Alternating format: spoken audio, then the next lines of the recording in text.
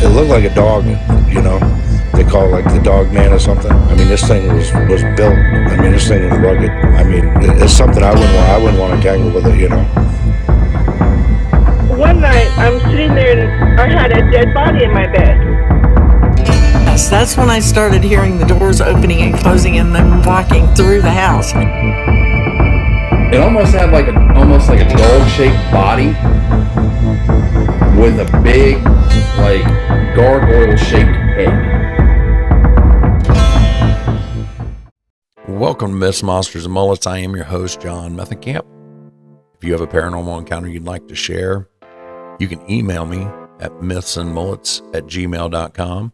Follow me on Facebook, Spotify, and YouTube, Myths, Monsters, and Mullets. Don't forget to subscribe, follow, like, share, leave a comment, 5-star review, and that's the best way to grow the show. We have a great show tonight. Chuck comes on. He has a variety of paranormal activity that's plagued him throughout his entire life and it still continues to this day. Hope you enjoy the show. I'm from Ohio, and my paranormal encounter started when I was 13. I lived in an apartment with my mom in Englewood, Ohio, and we had stairs. It was a townhouse type apartment, and the TV set up against the stairs. And as you were watching TV, every once in a while, you could see a gargoyle figure coming down the stairs. And my dog would go completely nuts. My dog Maggie would go completely nuts, barking at it, growling at it, showing her teeth. And it would take me about 2 hours to get her calmed down. Holy cow. So it wasn't like, could you see through it, or was it a solid figure? It was like a shadow. Really? It was almost like it was a solid shadow, but you could still sort of see through it. But it wasn't very nice. It would move things around in the house. It would make noises. And if you were asleep, you would definitely know it was there because you'd hear scratches on your door. And my dog, it couldn't have been that because my dog was in bed with me. Right. So everybody saw this thing, or just you? Yeah. Yeah, my mom seen it, I seen it, my sister, and my 2 brothers. At first, we just thought, maybe it's just a figure of our imagination. But as it happened pretty much every day, like you'd catch it out of the corner of your eye. And this was while it was light out, like there was light in the room? Yeah, it'd be daytime. It happened at nighttime, daytime. Wow. We get a lot of shadow people reports on here, but usually those are at night. How old of a place was this? It was about, at the time, 30 years old when we lived there. But they said that where it was, that there used to be an Indian burial mound really close to it. Yeah. Yeah. I had an experience a couple weekends ago, and the more I look into it, there's a lot of Native American sites in the area. Oh yeah. So you said this was in like a townhouse. Do you know by chance if like your neighbors had any kind of experiences too? One of my neighbors said that he woke up one day to somebody, it felt like somebody sitting on his bed next to him. But he didn't see anything. He said that it freaked him out. Yeah. Well, yeah, that would freak the hell out of me. I get freaked out when my wife gets in the bed. I know this is your first time, and there's a lot of people in here that's your first time coming in. I make fun of my wife a lot on these lives because she's in the same room and she doesn't want to come on camera. So I know she won't come over and slap me. That's the time to get away with it. Now afterwards, it's a different story. You want to talk about scary? That's scary. No, but we've been doing this for 7 minutes and I'm already making it fall off the rails. Come on. So anyway, so did you said it would move things around? Yeah.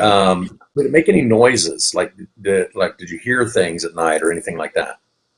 You'd hear like growling or scratching at the door. But it was like a really faint growl.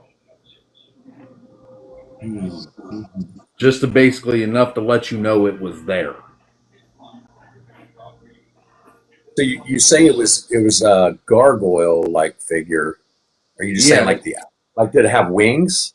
No, it was like it almost had like a dog shaped body with a big like gargoyle shaped head. Huh.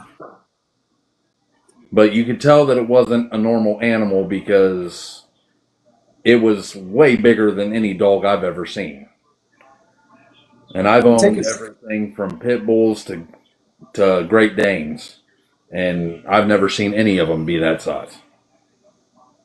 when you say gargoyle shaped head, so kind of human like, but with like fangs or Yeah, I mean, you could tell like the big ears. Um, it almost had like a normal nose, but it was elongated and really, really big. yeah, it still kind of sounds like some of the reports you get of like a dog man, but this isn't a dog man. This is this is like a spirit or a ghost. I mean, wow. Yeah, This feels my pretty. mom my mom got freaked out about it, so she went to one of her friends that supposedly is a white witch. I don't really know much about that stuff, but she said that it was there basically as like a protector of the grounds. But it did Which not. if When it started moving things, she said that meant that it did not like what was going on with the buildings and everything else being that close to the burial mound. right. So man, you hear. I heard this story about the white wolf, and this white wolf story was kind of the same thing. It was a protector of some chief burial site. Um, I'm not Englewood, right?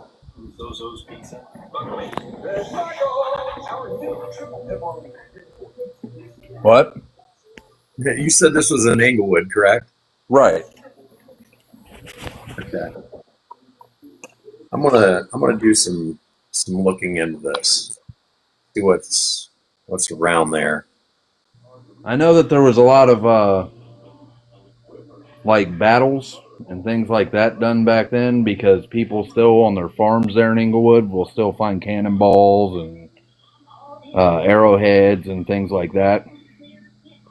Yeah, that But that whole Miami Miami River area was highly contested with the yeah, Native Americans and stuff. I mean That's that wasn't the only experience I've had with the. I mean that's that wasn't the only experience I've had with the paranormal either. The other one was after my mom had her heart attack. I moved in with her and my grandmother in Trotwood. The other one was after my mom had her heart attack. I moved in with her and my grandmother in Trotwood. And my grandfather died before I was born, so I never knew what he looked like, nothing. And I was watching wrestling. I was 16 years old.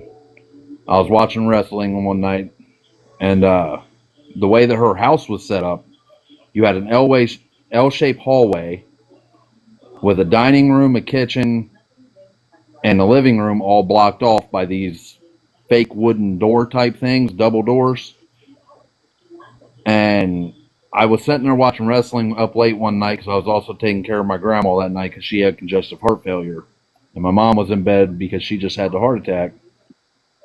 And out the corner of my eye, I see a man standing in the kitchen.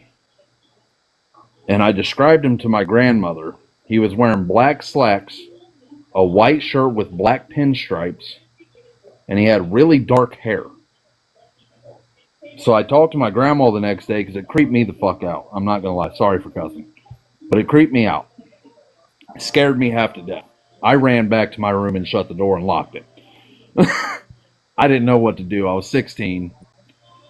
And I told my grandma the next day what I seen, and she pulls out a picture from her room. She goes back to her room, grabs a picture out of her drawer, and brings it to me and goes, "Is this who you seen?" And it was a spitting image of my grandfather. And I told her, I was like, "Yeah." Really? Yeah, and she was like, "Yeah, I've seen him around here every once in a while. It's like he never wanted to leave me." And that was the first time I've seen a human creature. So again, this was full body apparition, but what you couldn't see Full through body. It was out And the corner it of my wasn't- eye, so I couldn't really tell if I could see through it. Like it was like one of those corner of the eye type flashes. Right. But as soon as I seen it, it took me a minute to want to actually look that way because I was scared. And when I looked that way, he was gone. So I got up and ran to my room. So your grandma says that he been on her, right? Right. He died of cancer about 4 months before I was born. And she's seen him around the house ever since. And then when I told her about that, she told me, she goes, he was probably looking at you because he didn't know who you were. Because the way he was looking at me, and I told her, I said, from what I could tell, the way he was standing, he had his hands in his pockets. And she goes, yeah, he never took his hands out of his pockets. Now, I don't know why, but it was creepy. Well, I mean, it could have been he just, it's family. He's coming in to check on everybody and make sure that everything's good in the house. I mean, if that's the house that he lived in. That was the house he lived in and died in.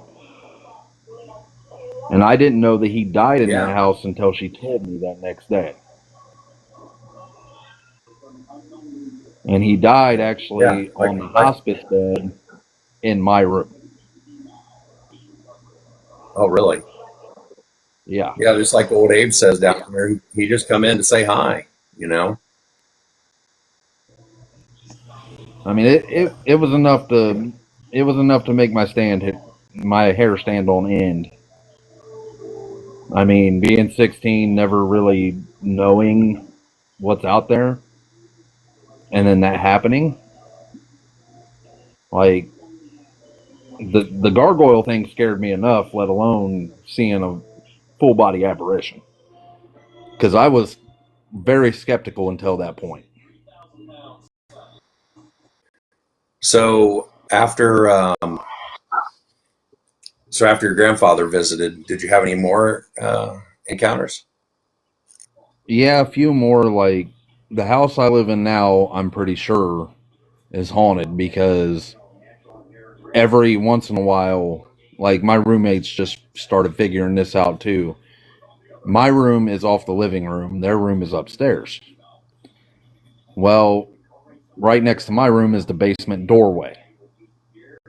And every once in a while it usually happens around between 11 and 4 a.m. You'll hear 3 knocks on my basement door. But I'm too afraid to go down to the basement to figure out what's going on.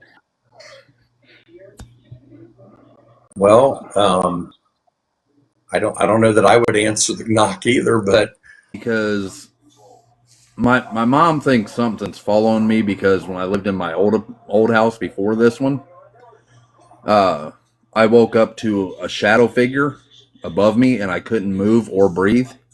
And my ex-wife was laying next to me, and it took her a good 3 minutes to wake up.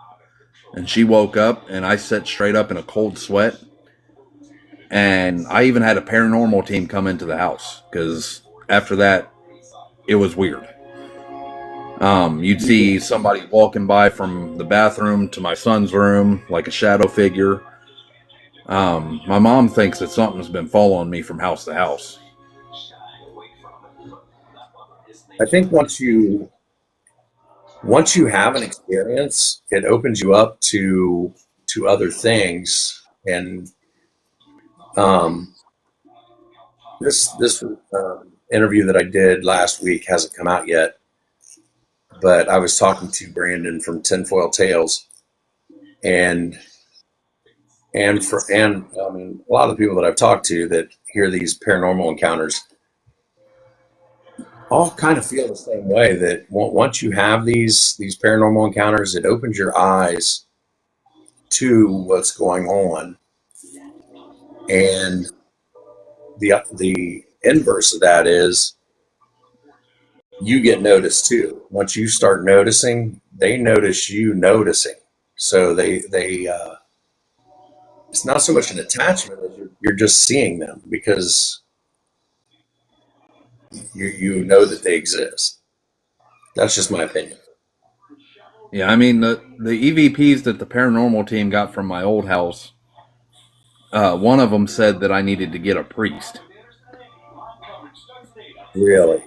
Yeah, I showed my best friend Scott that lives down the street from me, and he told me, he goes, dude, there's something not there, not right there. Like, he believes in that stuff. And like I said, up until I seen my grandfather, I was still skeptical. But with that Yeah. being said, like, whatever that was, I felt like at the old house it was trying to kill me because I couldn't breathe, I Right. couldn't move, not even my fingertips. Uh, did you? This only happened one time. Yeah, but after that, I've noticed that at that house, like, things would just fall. I'd be in a different room, and you'd hear pots and pans smacking together and things like that. So my ex-wife actually, she was creeped out by it, so she refused to ever talk about it. So I never actually got to talk about it. But she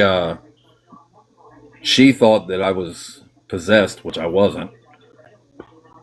But Right. it really opened me up to what's going on around me. Right. Yeah. So back to the shadow figure. Did it? It wasn't just a shadow, or It was like was a it like the shadow outline of a? blob, and I couldn't see through it at all. It was almost like what you would think of a cloud, but completely black, and you couldn't see through it. But I should have known something was off with that house because when I got it, the master bedroom, which was my bedroom, had a lock on the outside, like it was trying to keep something in. And I took that lock off thinking, it's just a house. But Right. after that lock came off, that's when everything started happening. And my mom thinks whatever that was is attached to me and won't leave me be at this point. Abe suggested maybe talking to a priest, have your house blessed or something. I've had a couple ministers come in and pray and things like that. But one guy who I actually went to church here in Salina, he was my minister. He refused to even come in that house.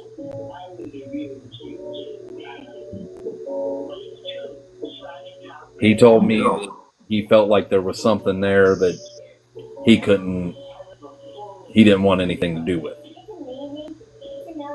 Right. You talk to the Catholic Church?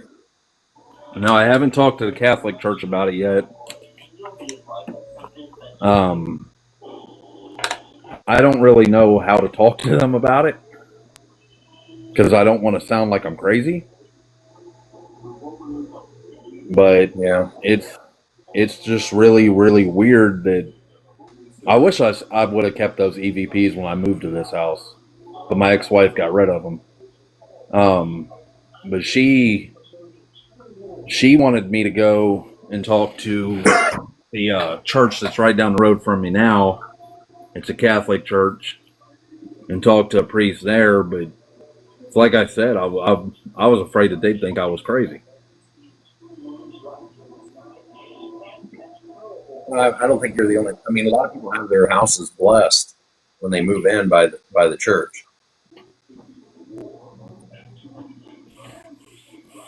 I mean, I thought about having them come in and, you know, blessing it and trying to get rid of whatever this is. But the part that creeps me out is it's always only 3 knocks. And Yeah. it's not like a fast knock. It's really slow. It's like a good 2 seconds in between each knock. That's bizarre, man. But do you ever go down in that basement? Only during the day. And if I absolutely have Yeah. to. And has it been going on? How long have you lived there? Put it that way. About 7 years, and it's been going on since I moved in. I did ask the It lady doesn't matter before. No, it doesn't matter what time, as long as it thinks that, like, it only happens when I'm getting ready to take a nap or go to bed. And then it'll happen at night if I get up. And at first I passed it off as it's an old house. It was built in 1900. I figured, it's just an old house, just different noises, because some of these doors, like that door, is one of the original doors. So I figured maybe it's just an old house, different creek, whatever. But then I noticed it more and more and more and more. And it's really weird because my buddy Bill, who lives with me now because he's a diabetic and I take care of him, he was living next door with his sister. And me and him were outside talking, and I came in to go to bed, and it was about 11:30. And I heard the 3 knocks, and at that point I was done. Like, it scared me because I was the loudest it's ever been. Like, it was trying to get my attention. So I ran out and got Bill, who's the one that me and him are going to start doing the paranormal stuff together. And I got him, and we both came in, and we heard it again. And neither one of us, like, wanted to go near that door. We both had this gut feeling that whatever it was, we didn't want to mess with it. Right. I was just getting ready to ask too, and you answered my question whether anybody in the house had heard these knocks. But Yeah. And then yeah, man, that's great. Bill was telling me the other night that every once in a while he'll hear somebody, and he thought it was me. He'll hear somebody going up and down the stairs when I'm asleep. Yeah, I'd be interested to set up a camera and set up some audio and just see what you catch in there, man. Yeah, what I was going to do was I was going to get some tape recorders and go down with fresh batteries and put them in and let it record overnight in the basement and see what it comes up with. Yeah, there's some Amazon that we use down at the infirmary. One set of batteries, as long as you have enough, it can record for. Yeah, that's what we wanted to do because, like I said, at nighttime I refuse to even go down there. Right, And I've checked the right. side door that goes into the basement from the outside. It's been locked and bolted. So nobody could be going into my basement and doing that. Because that was one of the first things I thought. Maybe somebody's breaking into my house. But there's no way. The door's never been tampered with. It's been locked since I bought the place. Like, I locked it myself because I didn't want nobody just breaking in, because that would be an easy point of entry. Um, it's been really creepy, to say the least. Yeah.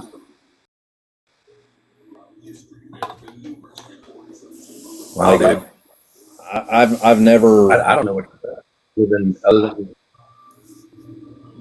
I've never thought of anything except for because I've it's like me and you talked to work about how I'm into the paranormal now and everything, and I was thinking, 3 knocks, and it's only 3 knocks.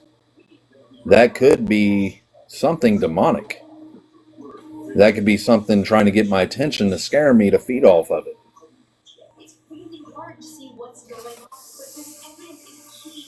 Son, he refuses to even go near that door. yeah, And he's special needs, and from what I understand, kids like that. he's older. Yeah, he's 14, but he's special needs, and I understand the kids like that have a higher sense of what's going on around them when it comes to things like that. I think humans in general have a higher sense for these things. Yeah, and he refuses to go near that door. Like, he won't go into the basement even during the day. If I'm going down there, he will stand at the like living room door to where he can see the basement door to know that I'm okay.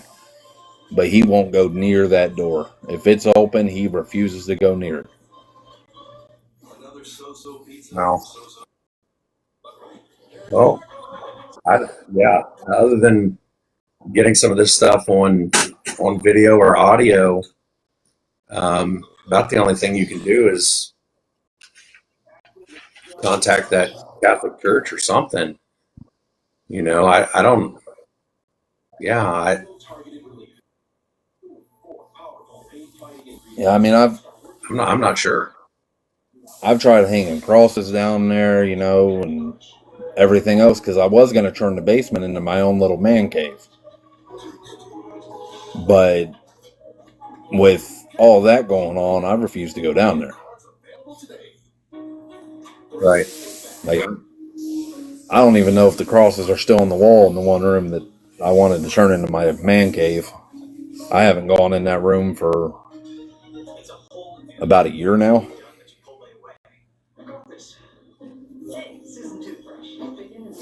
Huh. Yeah, dude, I like I said, I'm not an expert. I like hearing these stories, but if it were me, I would probably be contacting that Catholic church right down the street and just see what they say.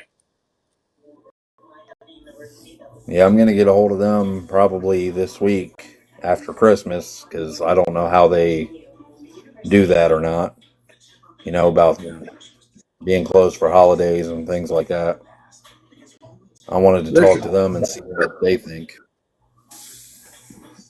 there should be somebody listening to the phones and stuff like that. Yeah, I'm getting a hold of them because at this point, like, I've noticed that since Bill's moved in, it's gotten to the point to where he's been getting sicker for no reason. Um, it's really weird.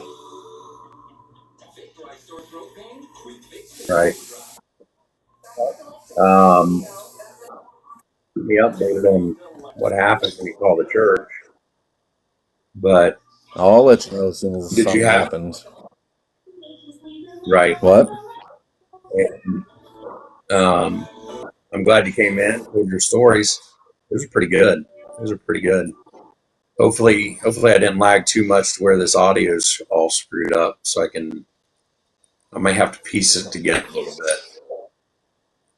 So, I appreciate you but having me.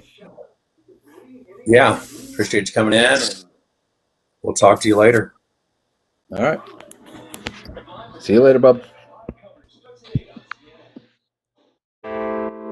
And that's it for tonight. I'd like to thank Chuck for coming on the show. And once again, if you have a paranormal encounter you'd like to share and you'd like to be on the show, email me at mythsandmullets@gmail.com.